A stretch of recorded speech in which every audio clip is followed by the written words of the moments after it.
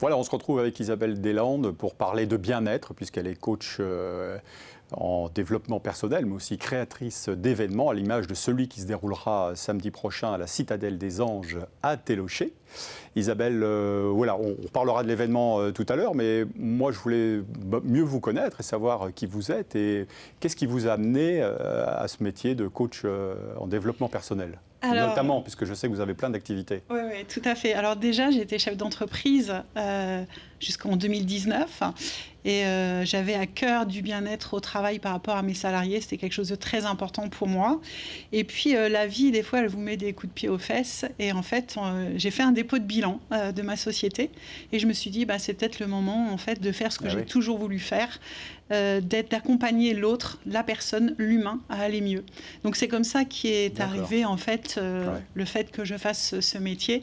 Et puis, j'ai surtout suivi une formation en 2013, justement, à la Haute École de Coaching à Paris, pour le bien-être de mes salariés, avec cette envie d'aider aussi mes collègues chefs d'entreprise, parce que c'est pas toujours facile d'être chef d'entreprise. Et puis 2019, j'ai créé du coup cette association Abracadabra, les mots magiques. Ça, c'était la première chose. J'ai la valeur contribution, donc c'était important pour moi de créer quelque chose pour les professionnels du bien-être et du développement personnel pour se rendre visible en dehors des réseaux sociaux. Et puis aujourd'hui, j'ai créé un réseau, donc j'en suis très fière, vraiment, parce que voilà, ça a été 2019 à aujourd'hui, c'est pas si simple que ça de se développer dans ce métier. Et j'ai créé un réseau qui s'appelle le réseau Gozen, un réseau dédié aux professionnels du bien-être et du développement personnel pour enfin aller faire du bien-être en entreprise. Et puis je suis l'autrice, et ça je suis assez fière, du livre Le pouvoir de la femme Gozen, après un an d'écriture. J'ai écrit mon livre, un livre de développement personnel bien sûr, mais c'est aussi mon histoire. Et les gens, comme j'aime leur dire, vous allez vous y retrouver en faisant des ponts avec vous-même. Et puis, comme samedi, justement, on en parlera tout à l'heure, mais j'ai créé un spectacle aussi où je me produis sur scène, Oméga CGR. Oui, je suis multitâche. Oui, je vois. Et justement, parce que vous en parlez sûrement dans votre livre, quelles sont les valeurs qui vous animent ? Alors moi, contribution. Ça, c'est une de mes plus grandes valeurs. C'est d'ailleurs pour ça que j'ai créé Abracadabra. Et j'ai la valeur liberté, parce que j'ai besoin d'être libre, légère, simple. Et puis connexion, la connexion à l'autre, l'humain, la créativité, bien sûr. Et puis prendre du plaisir dans ce que je fais. Comment vous décririez votre approche justement du coaching ? Alors j'enseigne, j'aime dire ce mot, j'enseigne la pleine conscience. C'est vraiment un art de vivre qui permet de vivre le moment présent. Le passé, c'est le passé, le futur, personne ne le connaît. Mais en tout cas, dans le moment présent, on va créer son futur. Et si j'avais pas eu cet art de vivre, qui est la pleine conscience, je pense que je serais pas là aujourd'hui pour en parler. C'est vraiment aujourd'hui, en fait, j'ai cette légèreté de vivre, j'ai cette joie de vivre. Et c'est ce que j'enseigne aujourd'hui. Et puis, oui, j'aime ce que je fais profondément, et puis je crois que j'aime l'humain, c'est surtout ça. Quelles sont justement les croyances limitantes qui peuvent empêcher les gens de s'épanouir, justement ? Des peurs. La peur d'oser, parce qu'en fait, c'est la peur de sortir de sa zone de croyance. Vous voyez, cette zone de confort, peut-être ? Oui, qui n'est pas si confort que ça, en fait. Mais c'est derrière cette zone de confort, en fait, qu'est l'inconnu. C'est ce qui fait peur, mais c'est là qu'est la magie, en fait. Il faut oser, tout simplement. Et quel conseil vous donneriez justement à quelqu'un qui veut une sorte de remise sur soi, qui veut se remettre un petit peu en question ? À partir d'où commencer ? Comment s'y prendre ? Alors, pour moi, c'est encore ma vérité, c'est pas la vérité toujours. Moi, je suis très vigilante là-dessus. C'est mon expérience à moi. On devrait enseigner le développement personnel à l'école parce que c'est hyper important d'apprendre à se connaître pour connaître, en effet, comme vous disiez tout à l'heure, ses valeurs. Mais au-delà de ça, c'est apprendre où sont nos limites. Qu'est-ce qu'on est capable, où il est le mur pour pas que j'y aille, et puis écouter les mots de son corps. Notre corps nous parle continuellement et on ne fait pas assez attention aux messages du corps. Et les messages du corps sont hyper importants parce que ça évite d'aller dans le mur, justement. Et comment on peut savoir si on a besoin d'un coach personnel, justement ? Parce qu'on sait qu'aujourd'hui... Alors, c'est difficile de répondre à cette question. Moi, j'ai eu un coach aussi, j'en ai toujours un. On a toujours besoin d'être accompagné, d'être aidé. Moi, j'ai toujours cette envie de grandir tout le temps, de toujours apprendre à mieux me connaître, même si je me connais maintenant très très bien. Mais ça permet aussi des fois de poser des mots là où on n'a pas des réponses. Et puis, j'ai envie de dire, il faut quand même être vigilant parce que dans le milieu, on va dire, il y a tout et n'importe quoi. Donc, je vais dire, soyez vigilants. Et faites-le avec le cœur. Si vous le sentez, allez-y. Si vous ne le sentez pas, n'allez-y pas. Parmi les choses qu'on doit vous demander, que vous abordez sûrement fréquemment, c'est comment gérer le stress, l'anxiété, parce que voilà, tous ceux qui travaillent y sont confrontés, puis d'autres aussi, hein, pas seulement dans la vie de tous les jours. Alors, méditation. Les gens me disent, ouais, mais Isa, j'ai autre chose à faire que de méditer. Ouais, mais si tu médites ne serait-ce 1 ou 2 fois par semaine, moi je fais le lundi et le mardi, c'est mes rituels. Ça apaise le mental, en fait. Puis la respiration, des fois, c'est assez simple. J'ai un jeune qui m'a appelé dernièrement parce que ça allait pas. Je lui dis, respire. Et pendant que tu respires, et que tu dis à ton cerveau j'inspire et j'expire, tu cogites pas en fait, et ça apaise le mental tout simplement. Et des petits trucs tout simples. Avec le recul justement, puisque voilà, ça fait quelques années maintenant que vous pratiquez, est-ce qu'on peut parler de satisfaction? Est-ce que vous avez le souvenir d'une rencontre, de quelqu'un voilà, qui avec plusieurs mois après vous a dit merci parce que là vous m'avez vraiment aidé? Ah ouais, j'en ai.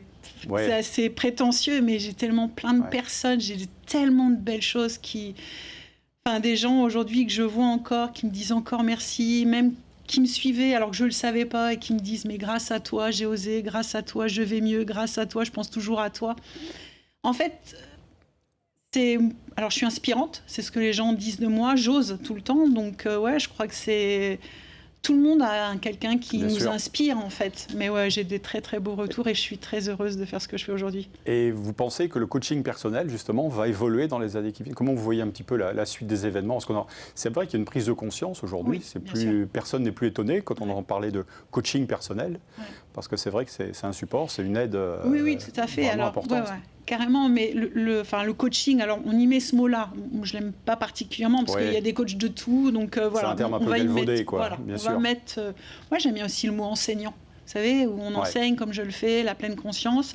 J'accompagne aussi. J'aime ce côté accompagnante où je suis à côté de la personne, je suis ni devant ni derrière. Je l'accompagne en effet par rapport à aller mieux. Mais en fait, je crois que c'est quelque chose qui est en train d'évoluer. Il y a une vraie prise de conscience. Ça, c'est certain. Les gens en ont marre de subir leur vie et ils ont besoin de venir maîtriser.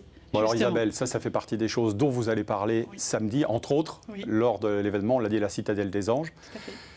Racontez-nous un petit peu, voilà. Alors, le sommet, je suis à ma 3e édition du sommet. D'habitude, c'est toujours au mois de novembre et ça sera toujours au mois de novembre. Mais c'est mes professionnels en fait, du bien-être et du développement personnel qui m'ont dit « Mais c'est long, 1 an, Isa, d'attendre, tu peux pas nous en faire un au printemps ?» Je dis « Oui, pourquoi pas ?» Et c'est comme ça qu'est né le sommet du coup de ce printemps, à la Citadelle des Anges. Et puis, on a la chance, parce que je le dis vraiment, on a la chance d'avoir une très très belle marraine qui est Amanda Scott, qui nous accompagne aussi. Et quelqu'un qu'on connaît bien ici à Le Mans TV. Voilà, qui est une femme extraordinaire, qui est une passionnée aussi. Et lors de ce sommet, en fait, vous allez rencontrer 15 professionnels. 15 professionnels du bien-être et du développement personnel. Alors, mes sommets sont toujours dans des lieux atypiques ou des lieux d'exception. Pour moi, c'est hyper important. J'ai envie de mettre en beauté mes professionnels. Il y a une rigueur chez moi. Ils ont tous la même couleur, la même table. Il y a une unicité. Et puis, vous avez des ateliers immersifs. Donc ça, c'est important pour moi. C'est-à-dire que les gens viennent vivre des expériences. Ils ne viennent pas juste voir des professionnels qui sont derrière une table. Qui parlent. Ils vont aller dans le dôme de la Citadelle. Alors en plus, l'ambiance est c'est extraordinaire. Moi, je vous donne juste une chose, venez le vivre parce que ça va être magique. C'est un moment de partage et d'échange que vous avez souhaité, qui est vraiment de l'interaction avec les participants. Tous. Tout à fait. Il y a vraiment du partage, de la connexion, tout le monde partage, on mange tous ensemble.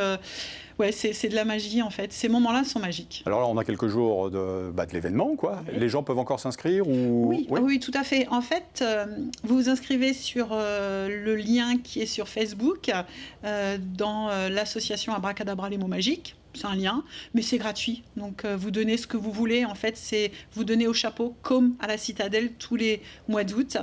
Donc, j'ai déjà 122 inscrits, ce qui est énorme. Moi, j'en reviens pas, mais c'est chouette. Alors, c'est femmes et hommes ou... oui, femmes et hommes. C'est ça. Il y a vraiment...